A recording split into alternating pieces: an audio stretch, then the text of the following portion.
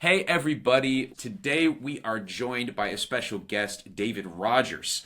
David Rogers is the founder of Exponential Industry. They are busy tracking manufacturing tech trends. They've been doing that for about the last 4 years. And they actually deliver a weekly newsletter to the community to keep people up to date and connected to the manufacturing industry and all of the awesome tech that's involved. We're also joined by Willemijn. She is our resident Frontline advocate. She's out there fighting for the rights of workers on the front line and beyond, and trying to get them empowered and inspired with better technology so they can do their jobs better. So without farther ado, welcome, David. I'd like to maybe just give you 1 or 2 minutes to tell the people what you're all about. What are you passionate about? Anything else you want to add to your role, or just kind of what you've been excited about lately? Yeah, absolutely. Thanks for having me. Yeah, it's been a whirlwind of technology that's going on in the manufacturing space. I think as a background in engineering, computer engineering, systems engineering, I just have always found the physical world to be the most exciting place, right? And applying this kind of digital technologies into the physical world, helping us make a better world through manufacturing, through automation and certain technologies. So I started up Exponential Industry a number of years ago now, and it's been a journey just watching it grow organically and really just through delivering kind of the news in a new way. I really wanted to focus on kind of the multimodal aspect of manufacturing. You have kind of sounds, you have visuals, you have written kind of stories, and just kind of bringing it all together in one place for the community is something I've been passionate about, and been doing it every single week we're on year 5 now, so I haven't missed a week. It's been nonstop. I'm traveling to Hanover for Hanover Mess to see the community in person, and all over the world meeting with clients, and just continue to kind of deliver that high quality news to the community and tracking the technologies as they appear. And it's been the last couple of years have been explosive in the amount of new things that have been hitting the market. So it's been fun to watch. Yeah, absolutely. Absolutely. You were at Hanover Messe this year? Yes, this past year I was over in Hanover, and yes, the halls with all the digital technologies, right? They've really taken over, and I'm excited to see everyone there this year. So I'm planning. I got as everyone knows, you go to Hanover, there's only so many hotel rooms, right? So it becomes you run into dramatic. everyone. Yeah. It brings back a sweet memory for us when we went there a couple of years ago as a company. We ended up staying in a hostel in a 4 bunk bed room. Oh, wow. 35 minutes removed with shared bathrooms. And it was, anyway, it didn't matter because in the rooms, the halls, they're overwhelmingly big. You get really excited with innovation.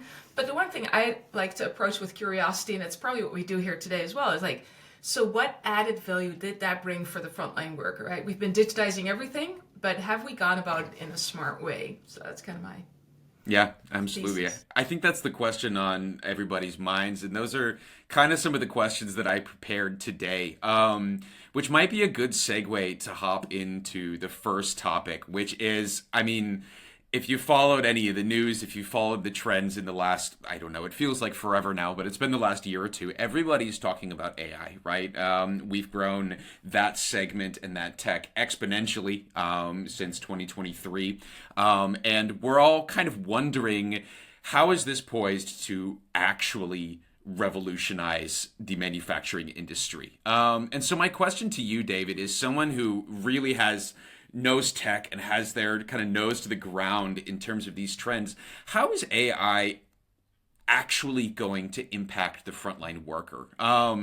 So what is it going to do to their work? And maybe the bigger part of my question is, what is it not going to do? What is hype? What is, kind of the fluff around AI when it comes to the future of frontline work? Yeah, it's a great question. There are so many things going on in the world of AI. I have a front row seat to it. I developed this. I've been doing AI specifically in manufacturing for a decade now. I spoke at O'Reilly AI, I think it was 2017, right? Like we were just a small crew of people talking about this. There weren't really that many folks that were really applying it into industry the way I was at the time. And now it's everywhere, right? And everyone's trying to apply it in their business, in their manufacturing processes. And there's a lot of things it can do, and it's evolved to it. And there's a lot of things it still needs a lot of work on. So I'll talk through a couple of those. I think the first one where it really empowers the front line is this augmented decision making and troubleshooting. You have manufacturing processes that are getting more complicated, they're complex, you have all different types of machinery, sometimes even like simpler assembly type processes. I was supporting a fulfillment operation where there was some light manufacturing, not that many process steps, but being able to empower the front line through troubleshooting of what's going on in the facility or what's happening. Hey, the machine broke down. Why did it break down? How do we safely repair that machine, get it back online? All those sorts of things. There's data coming off these machines, and you have to put it together. And AI can uniquely do that, right?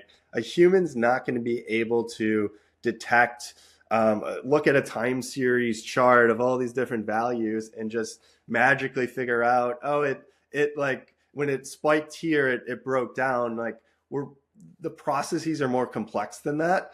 And AI can help identify those patterns, give you better awareness to say, hey, a safety issue is about to arise. I better, evacuate sooner. I better shut down this machine before it, catastrophically fails.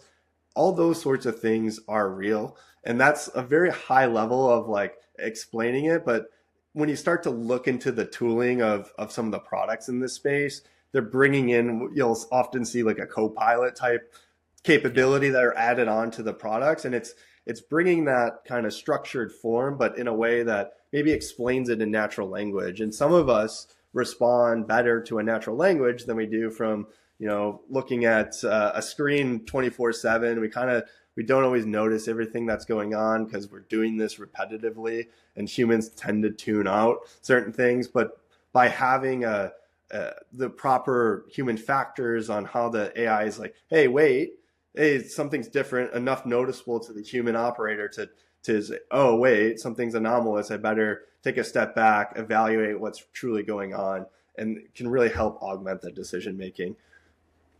So what I'm hearing you say is that, okay, yes, we're going to simplify, task execution at the front line, right? If you put it simply, that is, I think, one great aspect that I'm hearing you say. And at the same time, right, the AIs that are in development are going to help frontline workers with like real-time improved training. So make sure that we can improve their skills or cross-skill without taking people off the floors.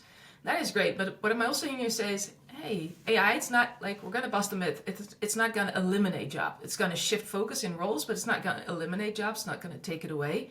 So do you envision the role of AI for a frontline worker more to be around coexistence, co-collaboration, like that cobot concept?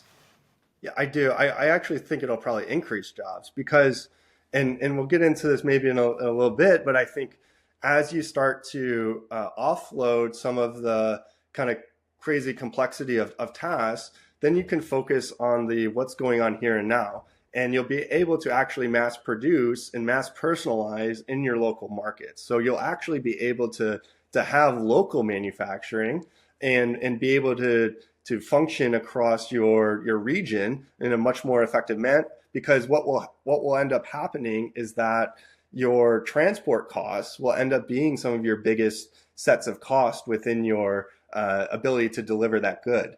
So you'll want by having AI systems co-located in the factory. I was like, food and beverage is a large set of employment within the manufacturing because of that freshness, right? We want our food to be fresh.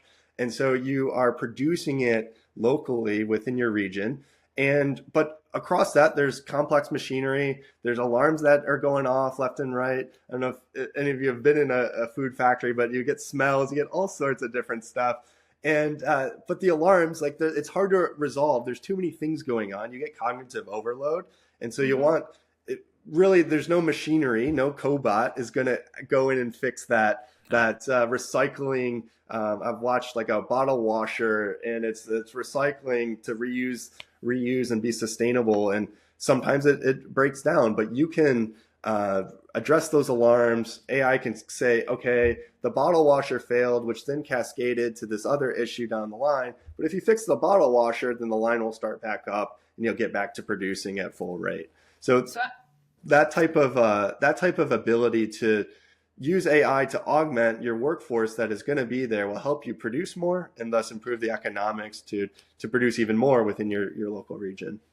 So put simply, I'm a frontline worker. How it's going to benefit me is it's going to take away the mundane tasks that are very repetitive, and it's going to help me develop my skills so I can do more complex tasks that are more, I would say, challenging for me. Yeah. With the right, guidance from that system that you envision. So actually, you're gonna make my work more engaging. Yeah, and safer, right? At the end of the day, safety is paramount. I think this is kind of gets into what AI won't do in some extent, is really, it will help augment, bring those safety procedures to top of mind, make sure it's checking for PPE. I think there's some cool applications where you have CCTVs going on and they're making sure you're wearing all your proper PPE as you're going into hazardous areas within the factory. I think that is absolutely wonderful. But AI isn't going to dress you, right? It's not going to make you. It's not going to put on your hard hat, right? So it's like we're not there. You don't have that yet. So it's like these non-routine situations where that like complexity humans are the best at. We're going to continue to be the best at. It's going to be hard to train an AI system to ever do that. And it's just a frontline worker in manufacturing, like. Now is probably the best time because you'll be safer, you'll be less facing hazards, and you'll be able to be more productive. And when you look at this is kind of the bigger picture of, and part of the reason I started Exponential Industry was you had this exponentially increasing productivity rate of labor within manufacturing sector up until, I'll have to look at the chart again, but like early 2010s, right? And to me, it was like, hey, that's a light bulb moment of how do we get back to this exponential trend of productivity? And you're going to do that through technology. So it's actually going to, and again, it's going to move where the production happens to a local market. So you'll actually see the, manufacturing recover, where if you're in a Western nation per se, and you have high labor costs, you'll actually be able to take advantage of the skills of that high labor rather than saying, hey, I can't actually get more productivity out of an individual, so I have to go somewhere else for my production. I think technology is going to reactivate that labor pool that maybe has been stagnant for a little while. Very cool. Yeah, my anecdote about that is so I was actually at the same Hanover Messe that you were at this past summer, and it was the first time I had been presenting at a trade show or manning a booth after we had added some generative AI features to the product. And we had a little tagline about it or something on one of our banners. So it was we had the word AI involved in our booth, and people would come up and say, "Oh, AI work instructions. What are you doing?" Does it have this feature? Does it have this feature? Does it have that? Does it have this? And my answer was always very simple. And it was like, no, actually, we're using AI in a really, really small way to do one or two very precise things very well that help people make better decisions and create and do less thinking about what do they need to write to make great content, for example, something like that. So it's not this fundamental shift in how a technology works, but it's like these small quality of life improvements at the front line that I think are, at the end of the day, maybe more impactful than, you're not taking somebody's job, you're not automating, but you're just making decision making easier at scale. If you look at the frontline workers, they are the biggest success or failing factor in the factory. So step change to help them also see how it benefits them is a must-have to get that adoption in.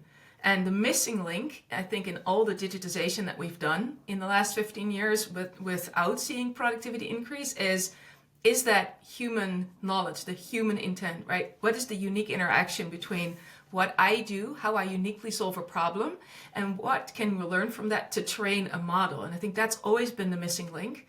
And as you pointed out, Chris, right, step one, like, what's your tribal knowledge? And what is the most simplest way that we can facilitate the technology that we have today to make that explicit knowledge, and we codify that? I think that is something that, you know, we've been historically strong in, but making it super practical in the use cases. And I think that's, you know, what excites me about Exponential Industry, David, is that you bring out those very concrete examples. Yeah. Thanks for saying that. Like, that's exactly it. Is I didn't even go there, which is the, like, how you actually bring the technology into the production process. It's something that I think as manufacturers are starting to understand how their workforce is understanding technology and adopting it, they're starting to show not just the merits of the technology, but how it actually helps empower their workforce. And I think it's been a great culmination of in Exponential Industry of bringing together how the workforce and the technology come together to produce something more effectively, safer, and more sustainably.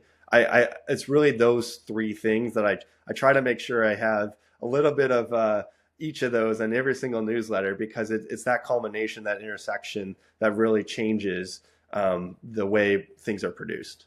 Yeah, absolutely. Well said.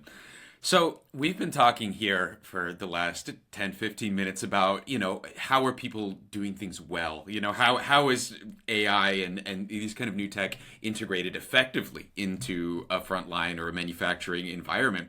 But I'm also curious to see what's the biggest, or maybe not even the biggest or most dramatic, but what would you say is one of the more common or regularly repeated pitfalls, mistakes, if I can get my beep button to work, fuck ups, that you see? We'll check that one out in post.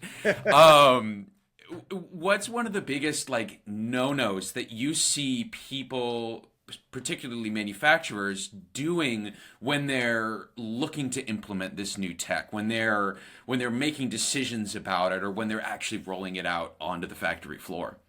Yeah, I think both of you pointed this out, which is a lot of times it's very what success looks like is very point specific, and that's been traditionally where it's been applied. And I think where the next evolution here of AI is this like larger system level thinking. And we're starting to see this in the large language models, right? It's starting to reason, right? We had that big breakthrough from DeepSeek, where it's like, it's able to do this kind of reasoning at a much cheaper cost. And that sort of reasoning, whether it's the OpenAI models, the DeepSeek, whatever it may be, how does that impact factory systems? Are we there yet? I don't think so. Will we get there? I don't know. Maybe not. There's when I think about systems, and this is kind of get into like the Six Sigma type of the world, where as every step you have, if you're producing at Six Sigma, the more steps you have, the more likely you're going to have a defect or some sort of quality issue. So you want to think about, instead of applying AI at a crazy kind of scale across your process, because it's really complex, think about the process itself. How is AI, will that enable you to simplify the process? I think like a good example of that would be, I just was seeing some things out of Tesla and other auto manufacturers where they are like using their autonomous driving technology for not just, you know, in the consumer's hands to drive on the roads, but like in their factories, right? The like car will actually drive down the line or drive off the line into the staging lot. And that sort of technology is driving the, like, here's a process step that I can make simpler, safer, and make it happen more efficiently, while at the same time, I'm not trying to make the car drive, you know, before it even has wheels, right? Yeah. Like there's a very thoughtful way of putting the technology in the process. And then from there, you're able to use it and see, hey, can it help in the process step before or after? And you can start to, you know, compound that system without the errors compounding. So that biggest pitfall is you try to you try to say AI can control the whole process, when in reality, maybe you need to start in like the critical part of the process that is maybe tough to keep stable or requires, has a big safety risk associated with it. And you can use AI to mitigate that risk and at the same time drive efficiency.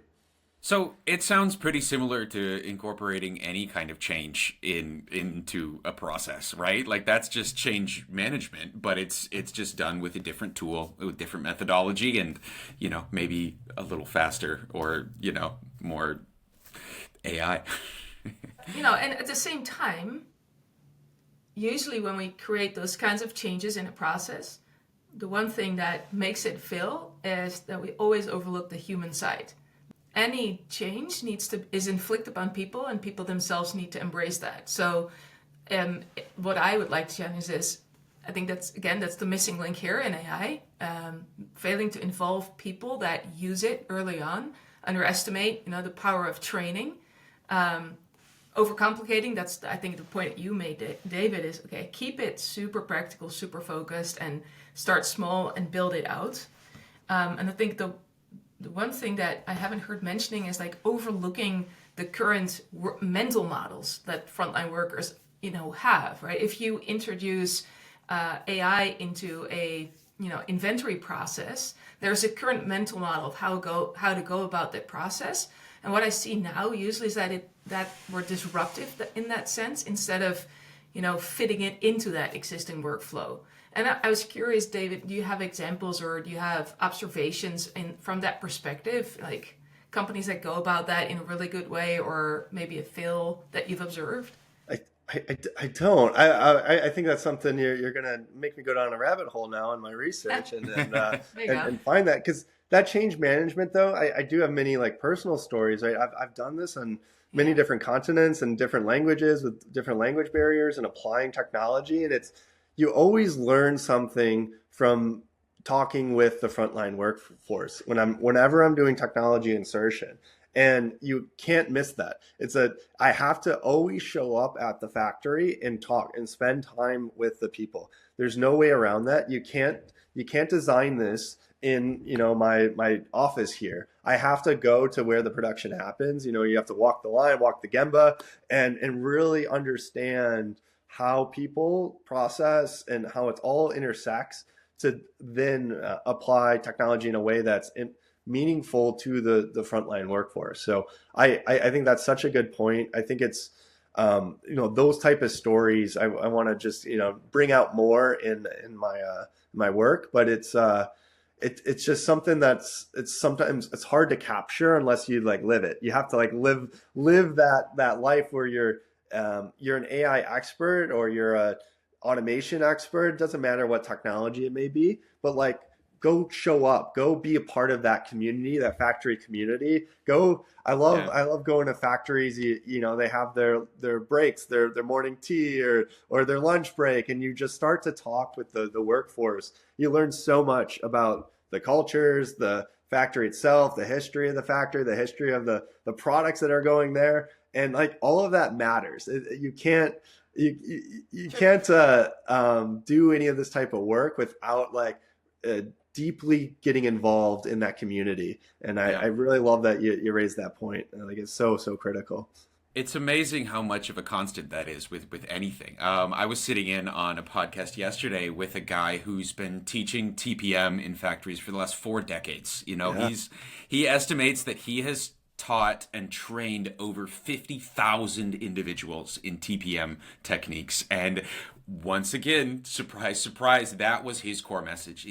There is no substitute for sitting down and talking with people and face to face. And I think why the heck do we always forget it? I'll keep raising the question. Yep. Because I think it's a tempting step to skip. Is my personal opinion. I think we see these broad, very powerful technologies, and I think people look at the big picture first, perhaps, and they skip the details that really make an impact, like you're saying, which is figure out how people work first, and then go from there. Let's wrap up with a fun exercise. And looking looking forward to the future, I want to know, David and Willemijn too, what are the top three things that you are the most excited about on the AI, on the automation, on the tech roadmap for the next 5 years, for the next 10 years, and why should the rest of us also be excited about this? I know this subject always comes with a lot of futurism and a lot of predictions. So let's maybe indulge that a little bit. Like what's in the works right now that's you think has the potential to really make some cool changes? Willem, you want to take it first?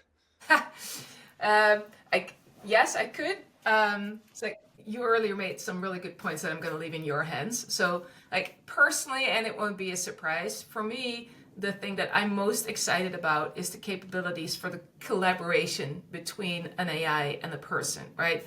Whether it is in a creative field, whether it is in manufacturing, in healthcare, but really the trend that we see that how can we augment, how can we co-collaborate and co-optimize the human-machine interaction? I don't know if you've seen the kick of the lunar year in China, right? The dance with the artists together with the robots on stage, I think is for them, it's a huge signal of that trend. The reason I'm excited about it is the collaboration aspect, the final proof point to the world around us that AI is not here to replace people. There's a level of empathy, decision making, and oversight that an AI can never pick up on. But that it's a huge accelerator, like an exoskeleton, for example. So I'll leave it at the one, because I'm pretty sure, Dave, you're going to talk about, manufacturing, supply chain optimization, the localization, so the exciting things you mentioned before.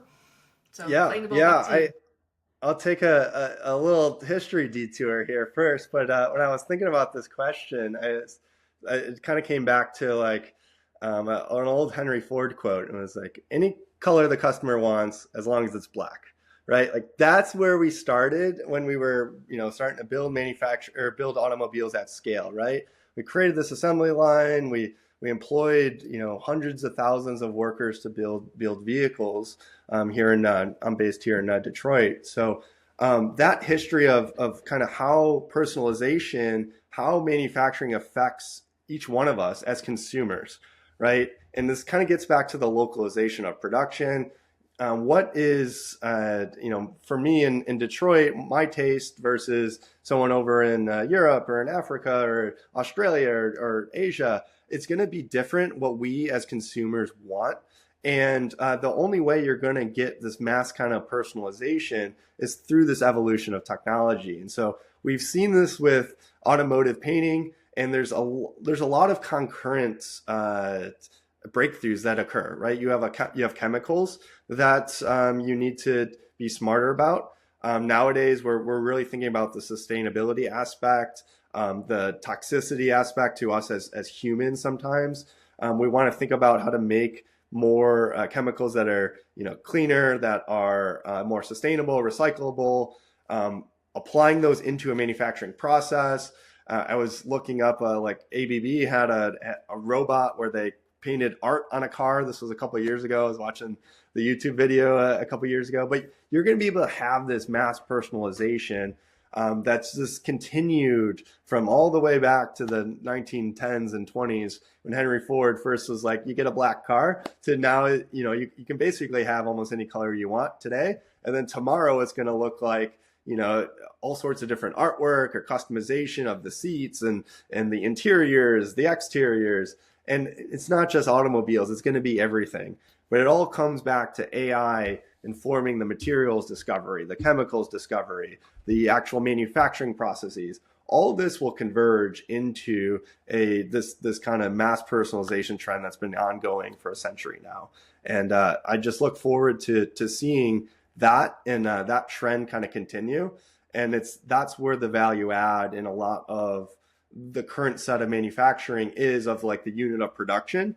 And then you start getting into the connected services that come along with it as I'm using the car over its life cycle, or I'm using that bulldozer or tractor or whatever it may be, that industrial good over its life cycle. They have these connected services that are also optimized with AI that's using the data to improve the performance of that asset. So all of that is I think is going to continue here as we go forward. And that's really going to have transformative impacts on the frontline workforce that are producing these things. The frontline workforce that's not in the factory, but in the agriculture sector, in the other sectors of the economy, where you are working with machinery, even if you don't even think of it as a machine, this kind of electronic, this machinery, and being able to improve it, repair it, and make the most use of it through its life cycle. Very cool. I think personally, I always get so in the weeds with improving processes for the front line. We look a lot into ROI that we can deliver back to manufacturers, right? Changeover time reduction, OEE, 5S, cleanliness, safety, all of these things that in my own brain, and probably a lot of other people who are involved on this side of manufacturing tech, is I often forget about the benefits to the consumer. It's very easy to kind of overlook that and say, oh wow, this can also not only deliver a better experience for the people working at the front line, but also for us as buyers who want to buy things that are with more variety, more exciting products, and more sustainability. Better products for less money that are better for the planet. I think it's really cool to think about it from that perspective, because I sometimes I can lose that thread when you're so focused on optimization on that side of things. So very cool. So I got one question. I'm gonna derail your storyline, Chris, here for a little bit. But storyline's done.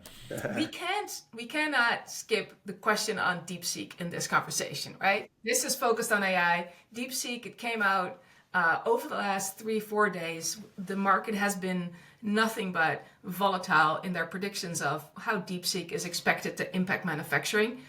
And considering what we just talked about, our predictions for the upcoming year, how do you think DeepSeek is going to impact that? Disrupt it, accelerate it, hold it back? Just what's your take on that, David?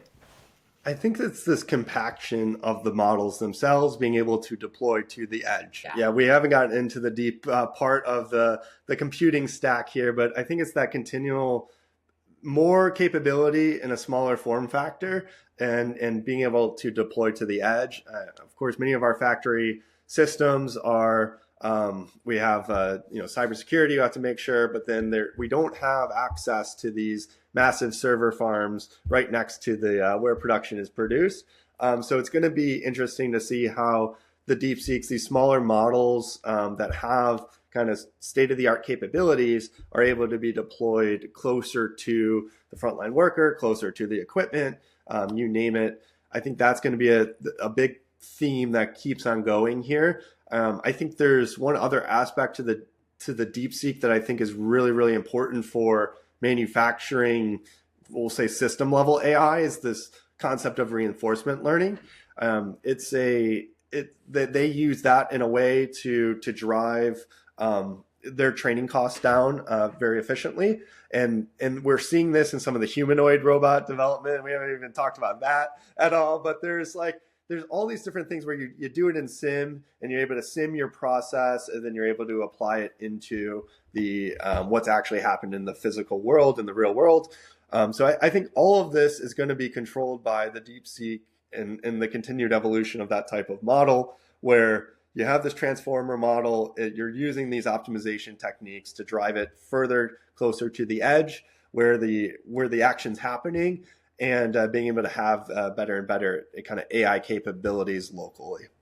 It's actually going to accelerate adoption for like an older infrastructure that eventually, like manufacturing deals with a very old infrastructure, specifically when you look at all the machinery and equipments, right? So it's going to bring it closer and it's going to make it more accessible.